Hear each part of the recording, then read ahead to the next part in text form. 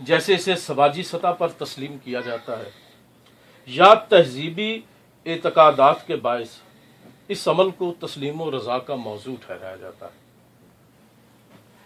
خالد احمد کی موت بھی بظاہر کوئی ایسا واقعہ نہیں جو عجیب ہو۔ انسان پیدا ہوتے ہیں، انسان مرتے ہیں، مگر ان میں چند ایسے بھی ہوتے ہیں جن کی موت یوں تو معمول کا ہی واقعہ ہوتی ہے، مگر ان کی موت در حقیقت زندگی کے عمل کی مقصدیت اور معنویت کی ایسی شرح و تعبیر ہوتی ہے کہ زندگی اور موت کے عمل کی دوئی ختم ہو جاتی ہے۔ 1993 کے لگ بھگ پردہ سیمی پر پیش کی جانے والی فلم دی لاسٹ سیمورائی کی کہانی میرے اس دعوے کی عملی تفسیر و تمثیل ہے۔ یہ کہانی 1877 میں جاپان پر امریکی سامراج کے سیاسی، سماجی اور تہذیبی تسلط کے حوالے سے کسی حد تک افسانوی کہانی ہے۔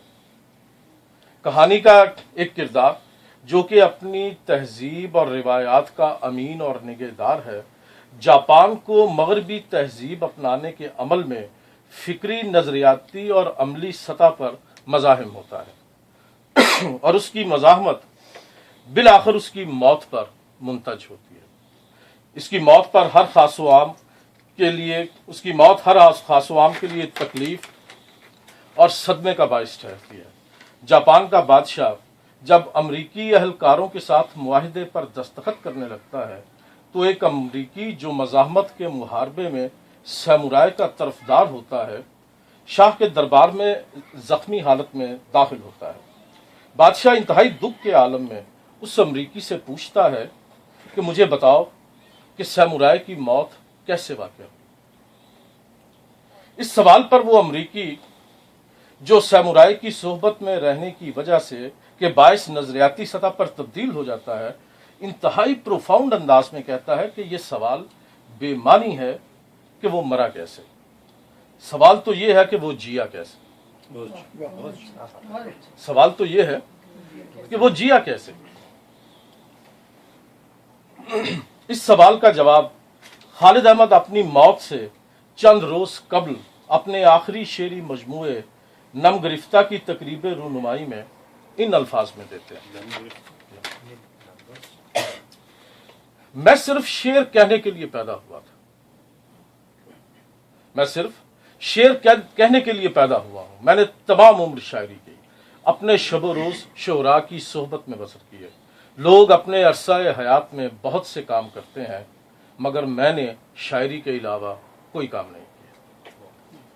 بلا شبہ خالد احمد نے شعر و ادب کی تخلیق و ترویج کو اپنی زندگی کا اسلوب ٹھہرایا۔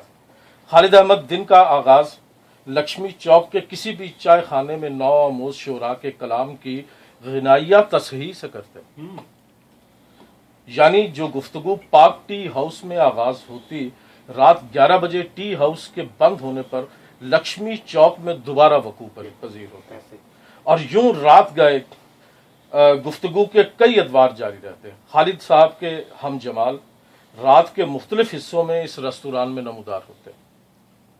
ان کی آمد و رفت سے گفتگو اپنا رنگ بدلتی اور ہر نئے آنے والے کی فکری اور علمی ضرورتوں کے مطابق خالد صاحب گفتگو کا رخ موڑتے، تاکہ وہ نہ صرف گفتگو میں شامل ہو سکے بلکہ اپنے علمی خلا سے انتہائی غیر محسوس انداز سے آگاہ ہو سکے۔ خالد صاحب شعر میں فکری اور فنی سکون کی نشاندہی اس انداز سے کرتے کہ سیکھنے والا خود کو علمی اور فنی سطح پر کم تر سمجھنے کی بجائے خود کو تخلیق کار تصور کرنے لگتا۔ وہ نوجوان شعراء کے کلام کی قرت کرتے وقت شعر کے کسی ایک کلیدی لفظ کو اس طرح سے ادا کرتے کہ مفہوم بالکل واضح ہو جاتا، اور وہ نوجوان یا ان کے وہ جونیئرز جو اوزان سے مکمل آگاہی نہیں رکھتے تھے، ان کے لیے دھنیں مرتب کرتے۔ وہ بہر اس ایسی دھنیں مرتب کرتے کہ وہ بہر نہ صرف ان شعراء پہ کھل جاتی بلکہ انہیں آسان بھی معلوم ہونے لگتی۔ شعراء کی سہولت کے لیے انہوں نے بہروں کے لیے نئے نام بھی وضع کر رکھے تھے تاکہ وہ ان کے لیے تختی کا مرحلہ مشکل نہ رہے. افغانی بحر، نظامی گنجوی کی بحر، ٹیگور کی بحر، یونانی بحر. خالد صاحب نوجوانوں کی نظمیں، غزلیں، گیت نہ صرف خود گاتے بلکہ انہیں بھی اپنے ساتھ اس کام میں شامل کرتے. ایک مصرے کو کئی بار گنگناتے اور ہر بار اس میں کوئی نہ کوئی تبدیلی بھی کرتے.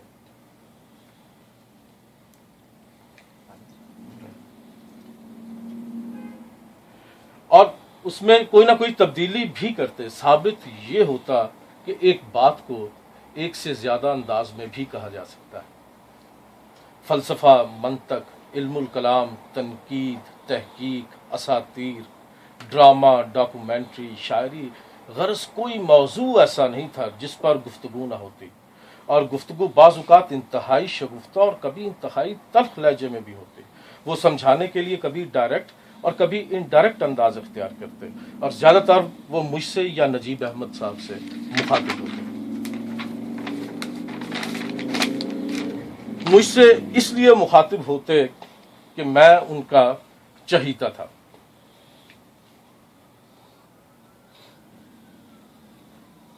مجھ سے اس لیے مخاطب ہوتے کہ میں ان کا چہیتا تھا.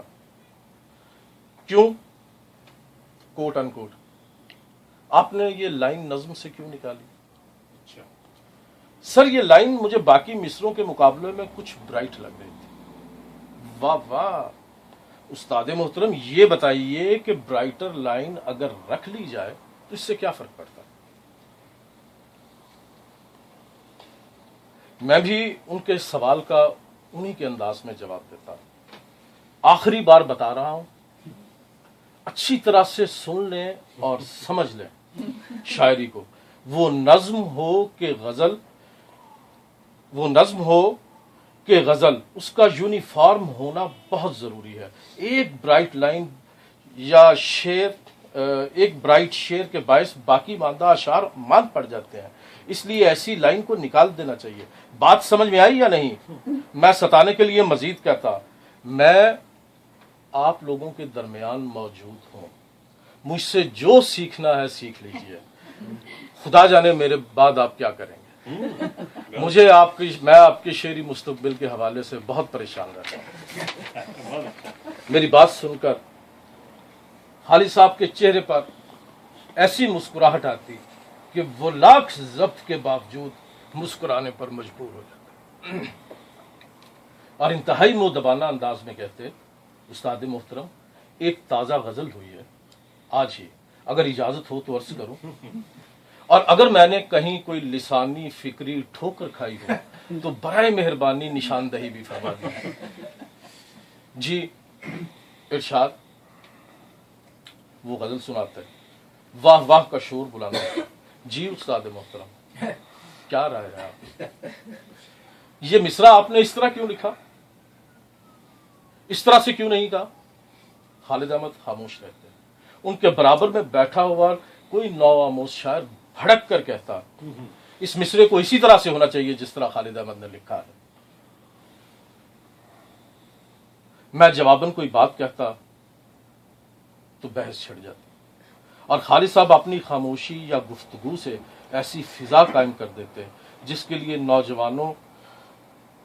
نوجوان شعراء جس کے باعث نوجوان شعراء بلا جھجک مکالمے کا انتہائی اعتماد کے ساتھ حصہ بنتے اور یہی اعتماد انہیں شعر کہنے کا حوصلہ دیتا. وہ نوجوان شعراء کے ساتھ گفتگو کے درمیان عمر کا فرق مٹا دیتے اور ان کے ساتھ ان کی سطح پر اتر کر بات کرتے. انہیں شعر کہنے پر اکساتے اور اگر اس کے باوجود کوئی نوجوان شعر کہنے یا تخلیقی عمل سے گریزاں رہتا تو اسے چیلنج کرتے. میرے ساتھ ان کا یہی رشتہ تھا اور اس رشتے کی بنیادیں احمد الدین قاسمی صاحب اور اختر حسین جعفری کی محبت پر استوار تھی. خالد احمد اپنی ذہانت، بے پناہ تخلیقی صلاحیتوں، تبحر علمی کے باعث جعفری صاحب اور قاسمی صاحب کو بہت عزیز تھے. 1990 میں جب میں شاعری کی طرف مائل ہوا تو میرے والد محسوس کرتے کہ میں اپنی نظمیں ان کے ساتھ ڈسکس کرتے ہوئے اکثر میں جھجک میں کے عالم میں یا میں احتراماً خاموش ہو جاتا ہوں. انہوں نے مجھ سے یہ کہا کہ تم ایسا کرو کہ تم خالد کے ساتھ اپنی شاعری شیئر کرو. دوسرے دن صبح 11 بجے کے قریب میں نے خالد صاحب کو فون کیا. تو فون اٹھایا تو کہنے لگے لگتا ہے کہ میری شامت آ گئی. میں نے کہا کیوں؟ کہنے لگے آپ نے صبح صبح فون کیا، خیریت تو ہے؟ میں نے کہا خالد انکل میں نے ایک شعر کہا ہے. انتہائی خوشگوار حیرت کے ساتھ کہنے لگے ایک شعر کہا ہے؟ واہ واہ، ارے ایک شعر کہا ہے؟ کیا کہنے؟ ارشاد.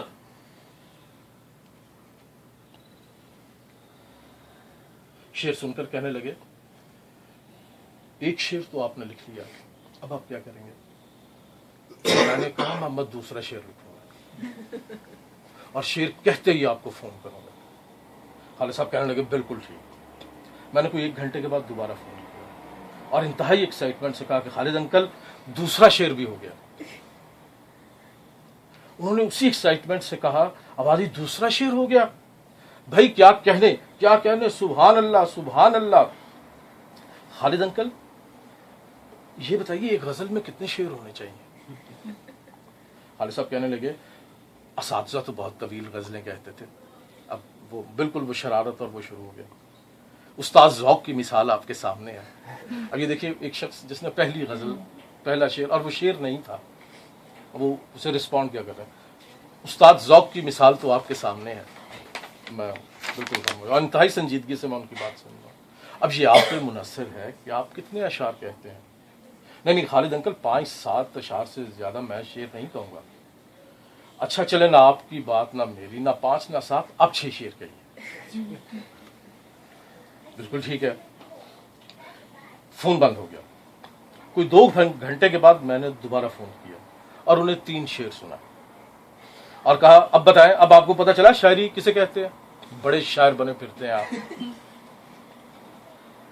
تو انہوں نے شعر سنے اور مجھے کہنے لگے کہ تم ہم سب سے بہتر اور عمدہ شاعر ہو، بہت خوش رہو. فون بند ہو گیا. کوئی 2 گھنٹے کے بعد خالد صاحب کا فون آیا تو میں نے کہا کہ خالد انکل ابا گھر پہ نہیں ہے. تو کہنے لگے مجھے آپ کے ابا سے نہیں آپ ہی سے بات کرتے ہیں. میں نے کہا انکل فرمائیے. کہنے لگے وہ چھٹے شعر کا کیا ہوا؟ آپ نے سنایا نہیں. میں کہا خالد انکل میں بھول ہی گیا چھٹا شعر. اصل میں ہوا یہ کہ آج ہمارا کرکٹ ٹیم کا میچ تھا. خالد انکل کیا بتاؤں میں نے آج کیسی بیٹنگ کی ہے. جو بال گڈ لینتھ سے اٹھتی ہے باؤنس ہوتی ہے اسے ہک کرنا مجھے آتا ہے.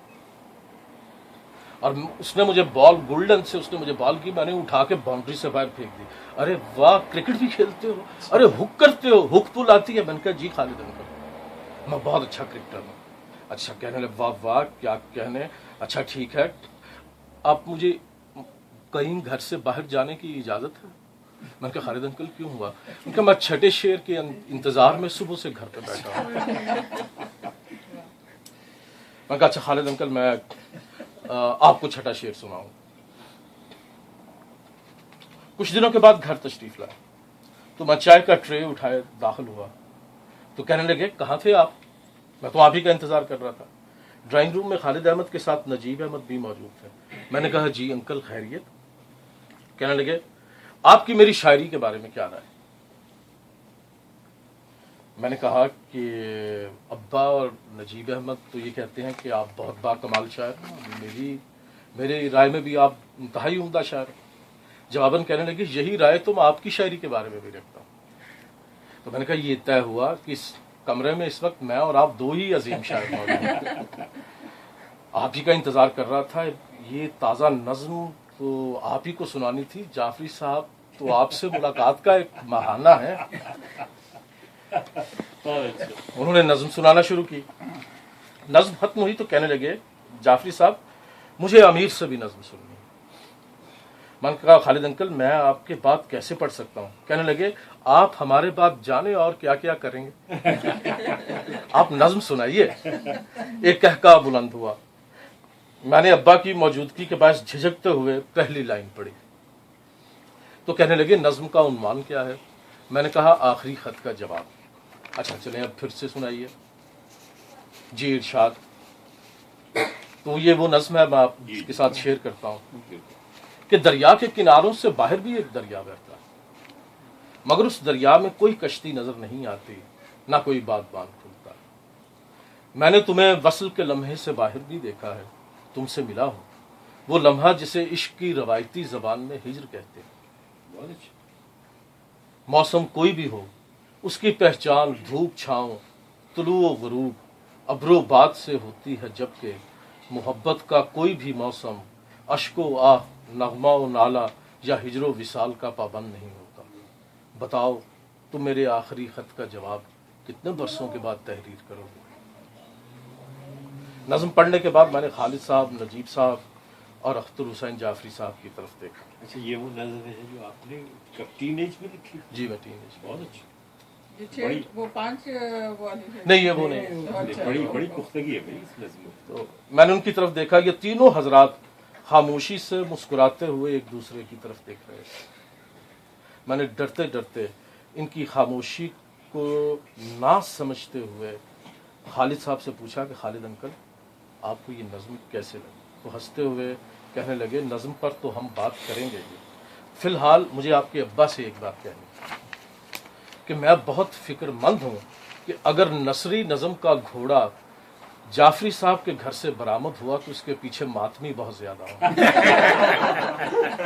کیا بات ہے، کیا بات ہے، بہت خوب، بہت خوب۔ اگر نثری نظم کا گھوڑا اختر حسین جعفری کے گھر سے برآمد ہوا تو اس کے پیچھے ماتمی بہت زیادہ ہوں۔ ایک کہا بلند ہوا۔ ابا کے انتقال کے بعد ہم تقریباً روز ملنے لگے۔ 1993 میں حاجرہ مسرور جو کہ خالد صاحب کی بہن ہے کراچی سے تشریف لائیں اور انہوں نے کہا مجھے لاہور کے شعراء اور افسانہ نگاروں سے ملنا ہے۔ خالد صاحب نے ایک نشست کا اہتمام کیا، یوسف حسن پنڈی سے اس نشست کے لیے تشریف لائے۔ خالد صاحب نے نشست کے آغاز میں مہمانوں کو متعارف کروایا اور مجھے بھی حاجرہ، میں نے آنٹی لکھ کے کاٹ دیا کیونکہ یہ چھپے گا، میں نے کہا does not look nice, Hajra Masroor سے متعارف کرایا اور مجھے متعارف کرواتے ہوئے کہنے لگے یہ امیر حسین جعفری ہیں۔ اب ذرا تعارف سنیے، یہ امیر حسین جعفری ہیں، انتہائی ہنرمندی سے بے وزن نظمیں کہتے ہیں۔ انتہائی ہنرمندی سے بے وزن نظمیں کہتے ہیں۔ حاجرہ مسرور کہنے لگی خالد کچھ تو خیال کیا کرو، جو منہ میں آئے کہہ دیتے۔ ارے اپی میں صحیح کہہ رہا ہوں، ان سے پوچھ لیجئے یہ نثری نظمیں نہیں کہتے کیا؟ مجھے خالد صاحب کی یہ بات بہت بری لگی اور میں نے شعری نشست میں کلام سنانے سے بھی انکار کر دیا۔ نشست کے بعد چائے کے لیے سب شعراء الفضل ریسٹورنٹ پر جمع ہوئے تو یوسف حسن نے میری ناراضگی کو بھانپتے ہوئے کہا کہ بھائی آپ کی عمر میں تو انسان کی رگوں میں موسیقی ہوتی ہے، آپ نثری نظمیں کہتے ہیں، حیرت ہے۔ خالد صاحب کہنے لگے آپ خامخواہ مجھ سے ناراض ہیں، بھائی یہ نثری نظمیں بے وزن نظمیں ہوتی ہیں۔ میں دل برداشتہ ہو کر اٹھا اور جاتے ہوئے یوسف حسن اور خالد صاحب سے کہا کہ آپ لوگوں سے بہت جلد ملاقات ہوگی۔ اگلے دن میں لکشمی چوک پہنچا تو خالد احمد حسب معمول اپنے دوستوں کے ساتھ گفتگو میں مصروف تھے۔ مجھے دیکھا تو بیٹھنے کے لیے کہا، میں نے بیٹھنے سے انکار کر دیا اور ایک کاغذ جس پر نظم درج تھی ان کے سامنے رکھا اور کہا کہ یہی ہوتی ہے بحر میں شاعری۔ میں انتہائی غصے کے عالم میں تھا۔ خالد صاحب نے میرے غصے کو نظر انداز کرتے ہوئے نظم کو پڑھنا شروع کیا۔ میں انتہائی غصے کے عالم میں کچھ کہے سنے بغیر باہر نکل آیا۔ ایک ہفتے کے بعد نجیب احمد نے لکشمی چوک آنے کے لیے کہا۔ میں وہاں گیا تو وہاں خالد صاحب بھی موجود تھے۔ نجیب صاحب کہنے لگے کچھ نیا لکھا؟ میں نے کہا جی ایک نظم کل رات ہی مکمل کی۔ نجیب صاحب نے سنانے کے لیے کہا۔ میں نے نظم سنائی تو نجیب صاحب کہنے لگے خالد یار یہ تو وزن میں ہے۔ خالد صاحب نے انتہائی شفقت کے ساتھ جیب سے 10 روپے نکالے اور کہا کہ یہ 10 रुपए میں نے تمہیں اس خوبصورت نظم لکھنے پر دے رہا، نہ کہ اس کامیابی پر کہ تم نے یہ نظم وزن میں کہی۔ میں نے یہ 10 روپے تمہارے والد سے نظم کی داد کے طور پہ حاصل کیے۔ میں نے یہ 10 روپے تمہارے والد سے اپنی نظم کی داد کے طور پر حاصل کیے تھے۔ یہ 10 روپے تمہارے پاس ایک امانت کے طور پر۔ جس دن تم کسی شاعر یا تخلیق کار کو ان 10 روپوں کا حقدار سمجھو تو اس روایت کو آگے بڑھا دو۔ وہ کون ہے؟ کوئی ملا آپ لوگ کہ نہیں؟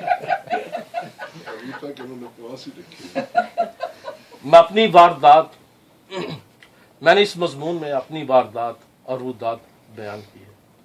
اس طرح کی کہانیاں خالد صاحب کے ساتھ بیٹھنے والے ہر شاعر اور ادیب کے پاس موجود ہیں۔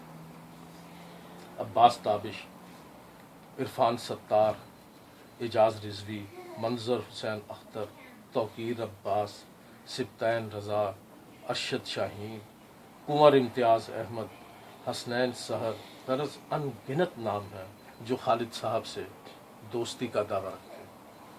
سچی بات یہ ہے کہ میں نہیں جانتا کہ میرے والد کا دوست خالد احمد کب اور کس وقت میرا دوست بن گیا۔ مجھے کبھی کبھی ایسا لگتا ہے کہ مجھ سے ان کی دوستی شاید ابا سے بھی زیادہ تھی۔ یہ حقیقت ہے کہ خالد احمد کی شخصیت ایسی تھی کہ ان کی محفل میں بیٹھنے والے لوگ بہت سوچ سمجھ کر ان کے سامنے گفتگو کی جرت رکھتے تھے۔ ان کی ذہانت، قادر الکلامی، زبان سے آگاہی کا شہرہ ملک بھر میں تھا۔ ایک شاعر کی حیثیت سے انہیں جو انفرادیت اور اعتبار حاصل تھا، ان کے معاصرین اور ہم عصر شعراء کو خال خال ہی حاصل ہے۔ حمید نسیم، ضیاء جلندری اور قاسمی صاحب جیسے شعراء اور نقادوں کی نگاہ میں وہ اردو شعری روایت میں ایک انتہائی اہم حیثیت کا حامل شاعر، مگر خالد صاحب اس نوع کی گفتگو سے بے نیاز اپنی زندگی گزارتے رہے۔ خالد صاحب کی موت کے بعد مجھ سے تعزیت کرنے والے بہت سارے لوگوں نے پوچھا کہ کیا خالد صاحب بیمار تھے؟ ہاں، پھیپھڑوں کے سرطان میں مبتلا تھے، بہت تکلیف دہ بیماری ہے۔ ان کا انتقال کیسے ہوا؟ تو میں جواباً یہی کہتا ہوں کہ سوال یہ نہیں ہے کہ خالد احمد مرا کیسے، سوال یہ ہے کہ خالد احمد جیا کیسے۔ بہت